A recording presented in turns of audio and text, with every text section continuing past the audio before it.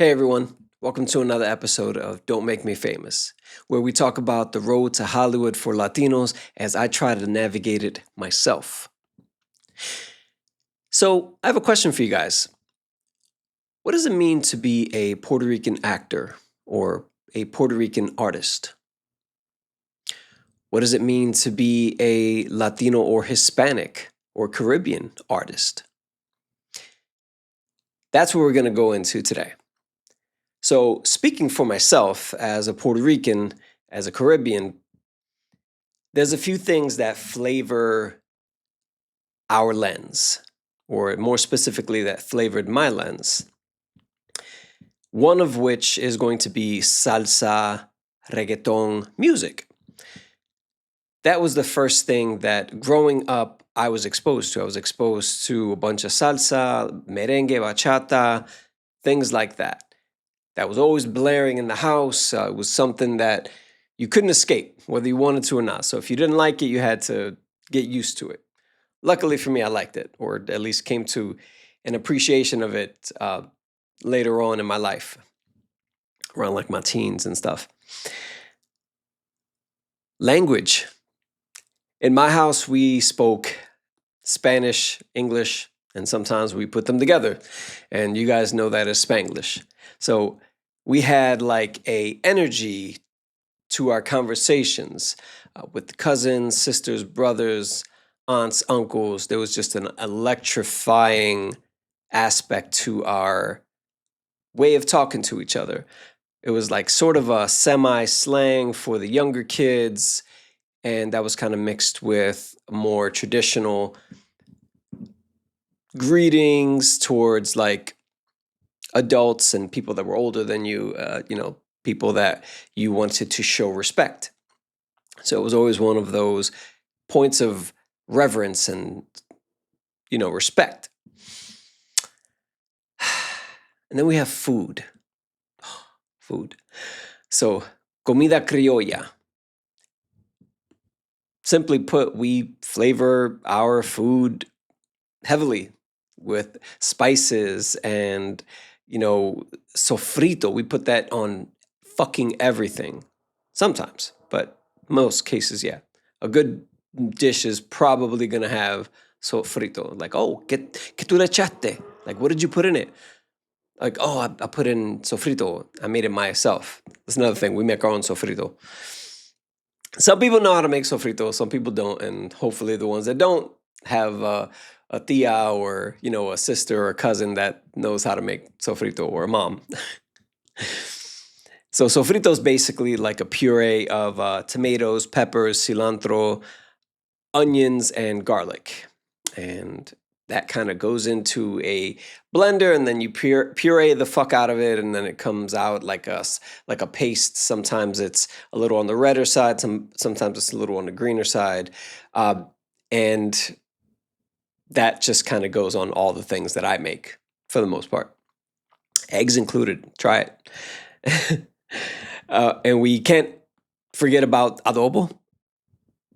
Adobo goes on everything. It's a multi-purpose seasoning, and I am starting to sound like a fucking cooking show at this point. So I'm gonna move on.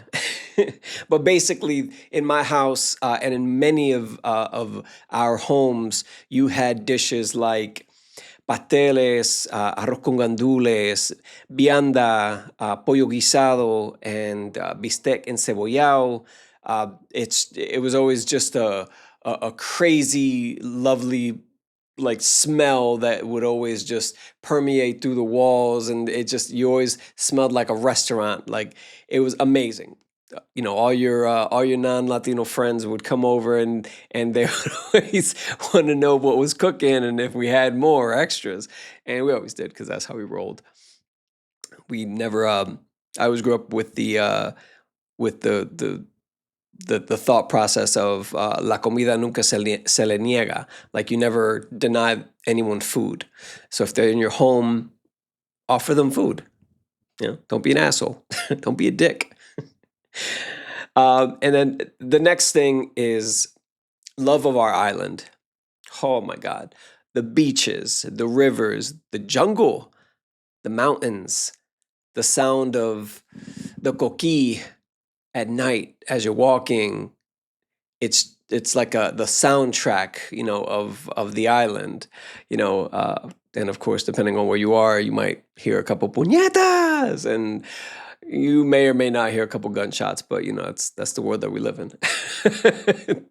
It all works, all right. So you're gonna have people having a good time, and you're gonna have people having too much of a good time, and sometimes that's not good for some people.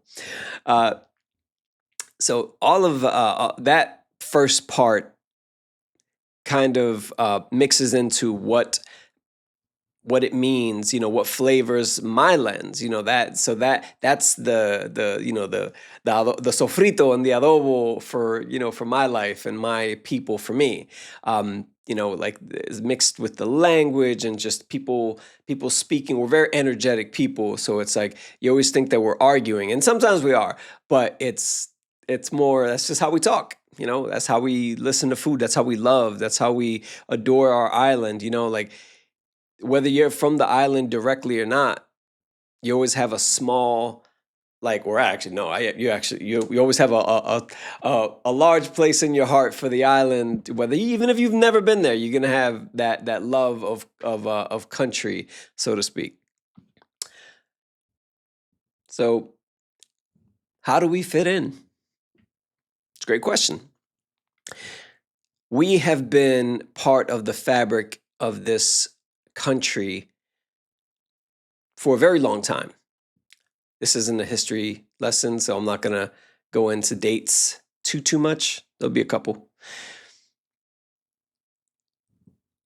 And we've been citizens since about 1917, according to the Jones Act of 1917, where we were basically granted citizenship while still being a U.S. territory.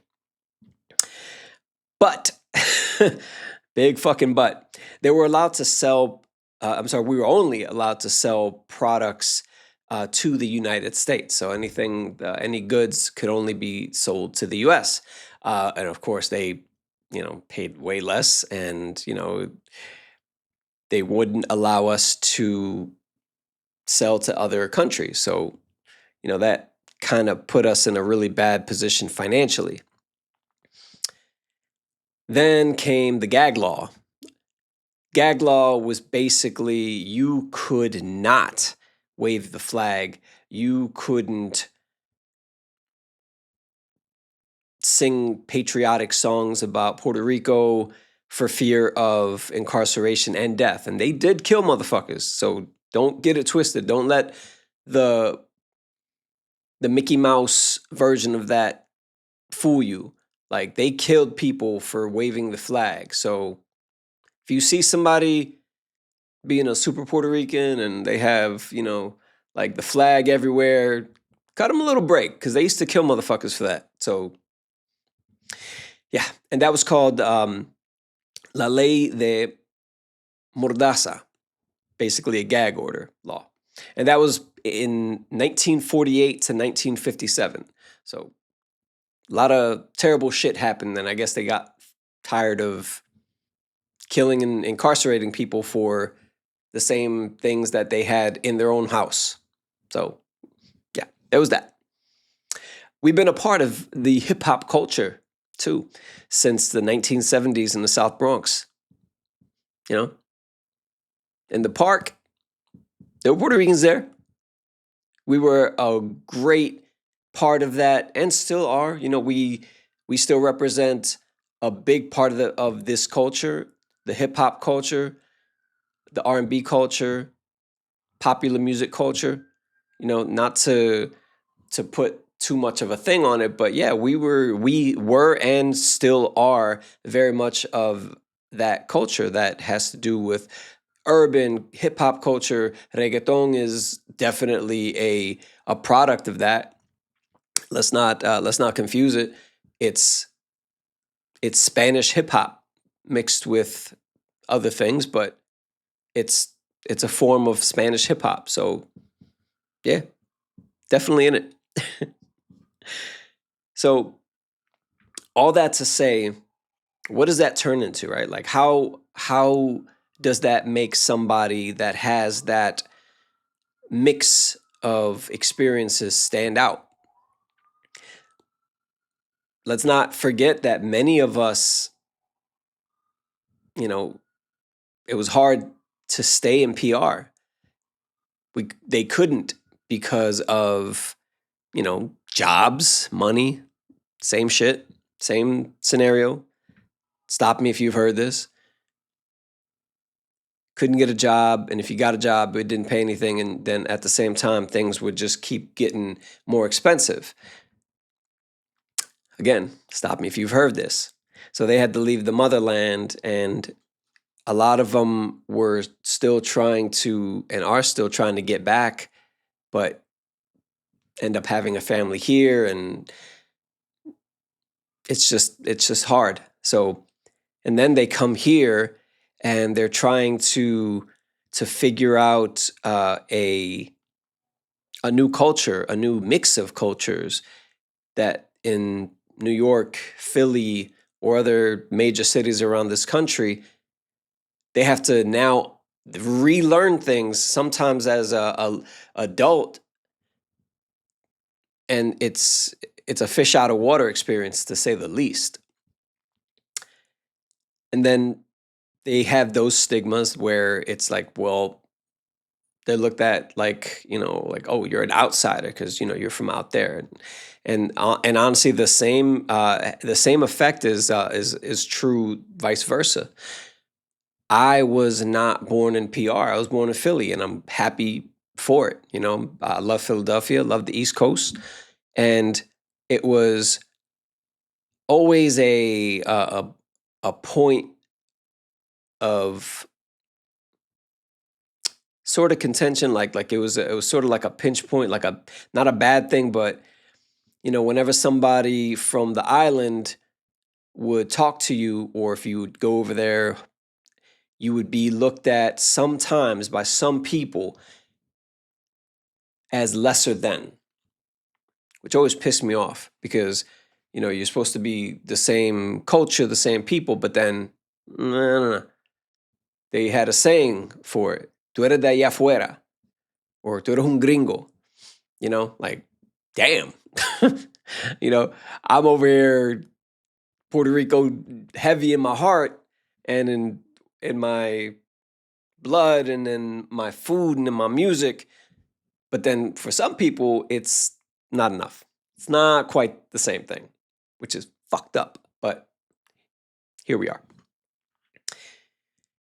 And so you end up being a child of two worlds, trying to fit in while trying to find your voice. That's what happens to me as a artist.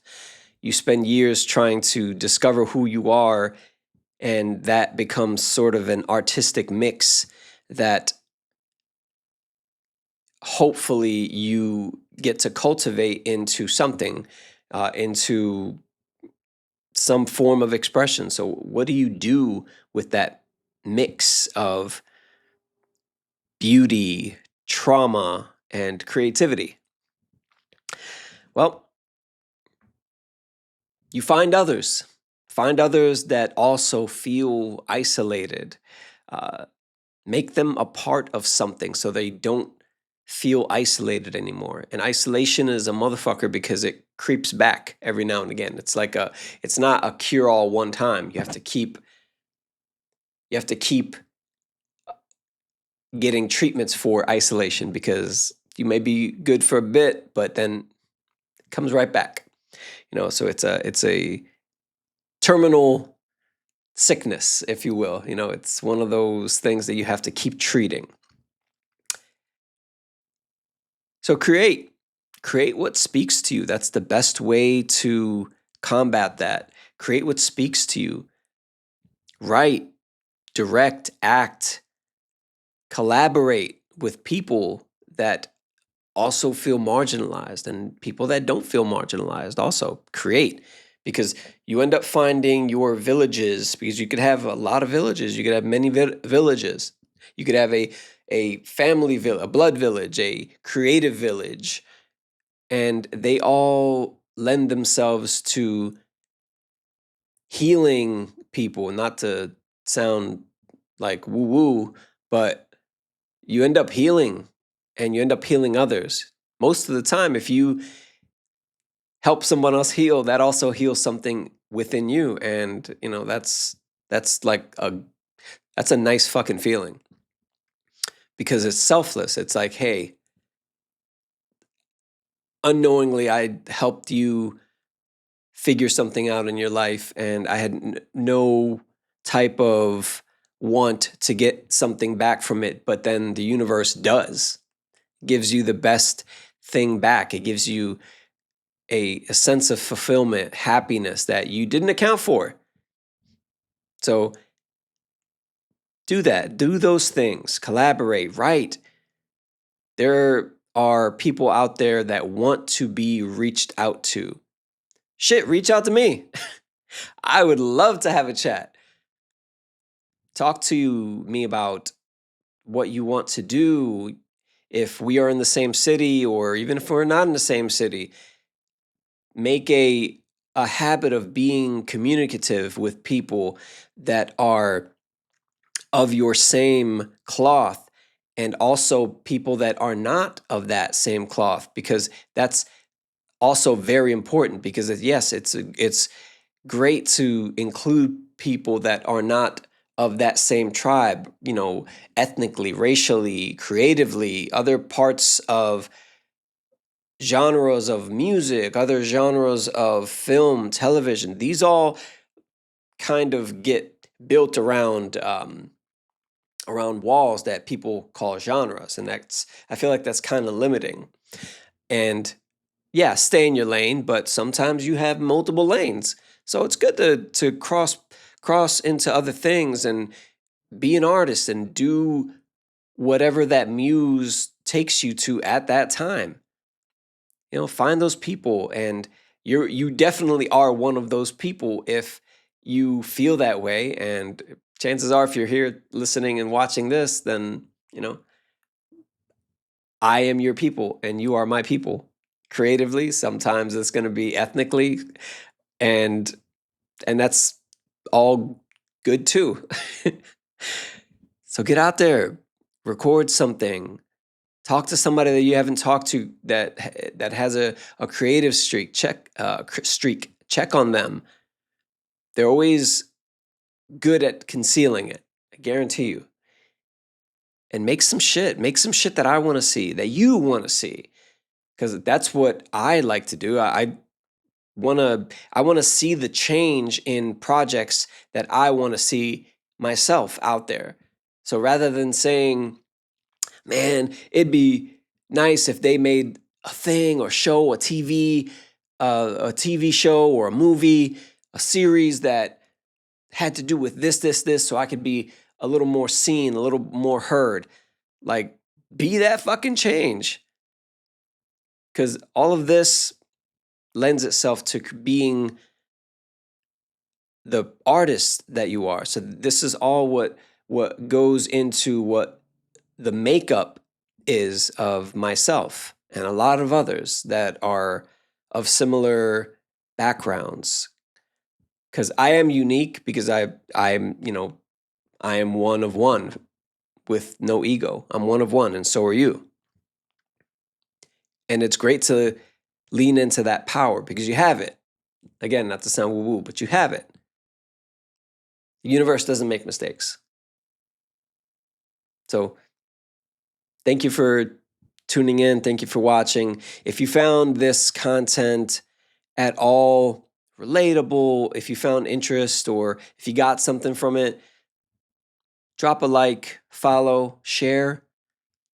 Tell somebody about it. They might be going through something that they need a little artistic push, and maybe somebody is able to flesh it out in a way that they weren't able to, or get something out of it. So, and as always, if you're going to comment, please be respectful. This is not to incite or isolate anybody. This is always going to be a platform for healthy dialogue, not to chop anybody else down. So this is a celebration of people. So until the next one, thank you for tuning in, and keep pursuing your dreams.